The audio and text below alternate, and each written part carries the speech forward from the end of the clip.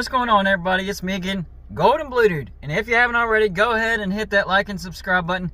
Usually, I do college football videos every single day and some college basketball videos. However, the past 3 days, I've been super sick. I had the stomach flu, stomach virus, stomach bug, whatever you want to call it. It messed with my stomach. And y'all got to realize, I have Crohn's disease. So whenever I get a bug that affects my stomach, it affects me 10 times worse. But I'm back on the grind. More college football videos and more college basketball videos coming at you. Of course, don't forget to check out my Patreon page. We have a much wider selection over there.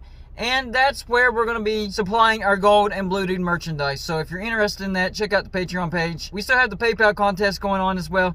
The person with the highest donation by the end of this month wins a brand new 42-inch Roku Smart TV worth $300. And oh yeah, Gold and Blue Dude is now on TikTok, so go check out my TikTok videos as well. And on today's video, I want to talk about the off-season from hell continuing.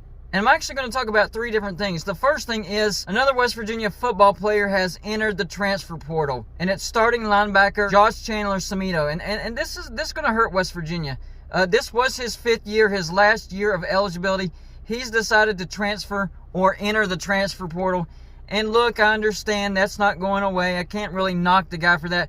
But what I am mad about is all these other guys that have already entered the transfer portal or have already transferred, getting on Twitter or social media, encouraging all these other players, yeah, go where the money's at, like encouraging them.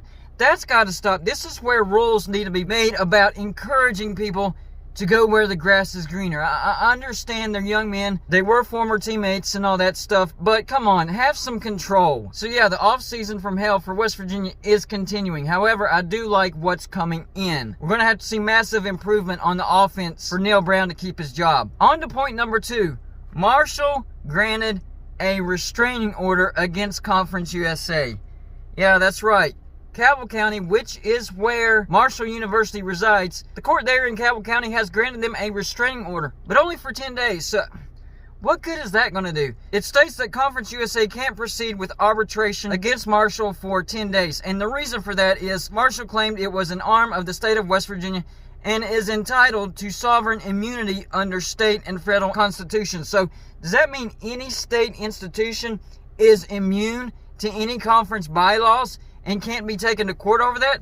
That's what it seems like they're saying there. So that makes no sense. And it's only for 10 days. So are they going to try to like regroup and figure out what they need to do next? I mean, this just seems like a bitter divorce, and they're trying to drag it out, figuring out who's going to get what, who's going to stay where, who's going to get visiting time, who's going to get primary placement, all that good stuff. This just seems a bit childish to me. And it's a bit ridiculous. And what about the buyout? I thought they could leave early if they paid the buyout. But it seems like Conference USA is saying no. Or is there a buyout and that's why they had the problem? I don't know. This situation is very confusing to me. Somebody please explain this to me. And finally, the last thing is the playoff expansion not going forward because of the Pac-12, the Big Ten, and the ACC. And it is official because they released the actual voting. The athletic director for Mississippi State, whatever his name is, released the actual voting, the outcome of the voting, and it was 8-3. And the only 3 conferences that voted against college football playoff expansion right now was the ACC, Pac-12, and Big Ten. What that's going to do is that's going to create more divisiveness within those conferences that have a vote to expand the college football playoff. And they're going to get nowhere again. And of course, we already know all the arguments that the ACC, Big Ten, and Pac-12 have. One of the big ones was the Rose Bowl and keeping the integrity of the Rose Bowl going. And revenue distribution, I can understand that. And also how it would affect all the other sports and the academic calendar year. I understand all that.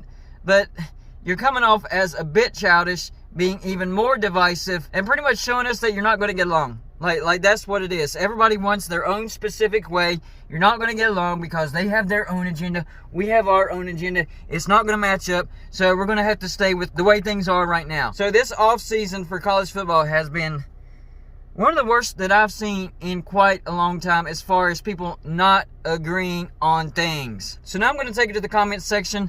How's your off-season going? For whoever you root for, leave in the comments, number 1, who your team is, and how your off-season is going, because I know everybody's off-season can't be going this bad. So let me know in the comments section who your team is and how your offseason is going. And of course, I'll leave my opinion about your opinion. Let's do it this way. Instead of going into great detail on how your offseason is going, just give me a rating on 1 to 10.